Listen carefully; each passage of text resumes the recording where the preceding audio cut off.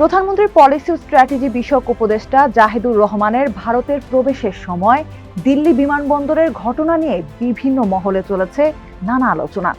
কি হয়েছিল সেখানে, কেন তাকে বাংলাদেশে ফিরে আসতে হলো, এ ব্যাপারে ঢাকাই বা কি পদক্ষেপ নিতে যাচ্ছে, এসব প্রশ্ন উচ্চারিত হচ্ছে জোরে সোরে। কূটনৈতিক সূত্রে জানা গেছে, ইন্ডিয়ান ওশান ড্রিম অ্যাসোসিয়েশনের জ্যেষ্ঠ কর্মকর্তাদের কমিটির 28তম বৈঠকে অংশ নিতে ভারতে যাচ্ছিলেন ডক্টর জাহিদুর রহমান।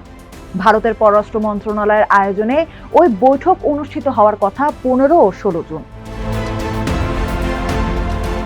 পররাষ্ট্র মন্ত্রণালয়ের সূত্রে জানা গেছে, উপদেষ্টার সরকারি এই সফরের বিষয়ে 12 জুন ভারতের পররাষ্ট্র মন্ত্রণালয়কে কূটনৈতিক পত্রের মাধ্যমে অবহিত করেছিল দিল্লিতে বাংলাদেশ হাই কমিশন।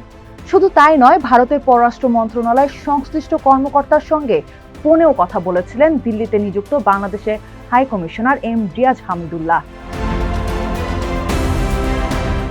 সংবাদ মাধ্যমের প্রতিবেদনে বলা হয়েছে, এত কিছুর পরও 14 জুন সন্ধ্যায় দিল্লির ইন্দিরা গান্ধী আন্তর্জাতিক বিমানবন্দরে নামার পর উপদেষ্টাকে প্রায় 2.5 ঘন্টা বসিয়ে রেখে জিজ্ঞাসাবাদ করেন অভিবাসন কর্মকর্তারা। এক পর্যায়ে ক্ষুব্ধ ও বিরক্ত হয়ে নিজেই কর্মকর্তাদের কাছ থেকে নিজের পাসপোর্ট ফেরত চান উপদেষ্টা। ভারতে প্রবেশ না করে পরবর্তী ফ্লাইটে দেশে ফেরার প্রস্তুতি নেন তিনি। পরবর্তীতে ইমিগ্রেশন কর্তৃপক্ষ তাকে সসম্মানে ভারতে প্রবেশের অনুরোধ জানালেও আত্মসম্মান ও প্রোটোকল বজায় রাখতে সেই অনুরোধ প্রত্যাখ্যান করেন ডক্টর জাহিদুর রহমান। ঢাকার একাধিক জ্যেষ্ঠ কর্মকর্তা নাম প্রকাশ না করার শর্তে জানিয়েছেন, বাংলাদেশের একজন গুরুত্বপূর্ণ সরকারি প্রতিনিধির সফর নিয়ে আগেভাগে চিঠি ও কূটনৈতিক যোগাযোগের পরও বিমানবন্দরে এমন ঘটনার কারণ দেখা হচ্ছে রহস্যজনক হিসেবে।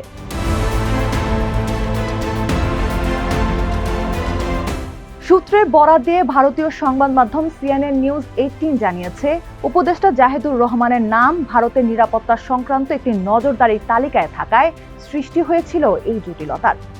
দিল্লি বিমানবন্দরে নিয়মিত তল্লাশির পর তাকে শনাক্ত করে জিজ্ঞাসাবাদের জন্য সাময়িকভাবে আটকে রাখেন অভিবাসন কর্মকর্তারা। ভারতীয় সংবাদ মাধ্যমের দাবি, এটি মূলত একটি প্রশাসনিক ত্রুটি ছিল। পরবর্তীতে অসঙ্গতিটি চিহ্নিত হওয়ার পর দেশটির উচ্চ পর্যায়ের কর্মকর্তাদের হস্তক্ষেপে দ্রুত বিষয়টির সমাধান করা হয় এবং উপদেষ্টাকে ছাড়পত্র দেয়া হয়।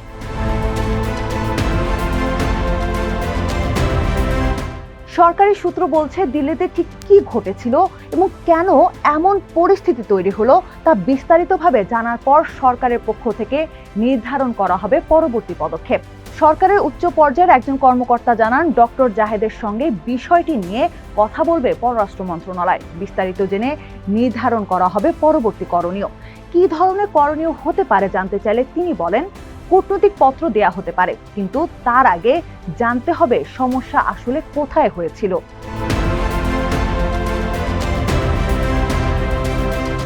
15 জুন বেলা 11:30টার দিকে শ্রীলঙ্কার কলম্বো হয়ে ঢাকা হযরত শাহজালাল আন্তর্জাতিক বিমানবন্দরে পৌঁছান প্রধানমন্ত্রীর উপদেষ্টা। এই সময় বিমানবন্দরে উপস্থিত সাংবাদিকরা দিল্লির ঘটনা নিয়ে জানতে চাইলে কোনো মন্তব্য করতে রাজি হননি তিনি।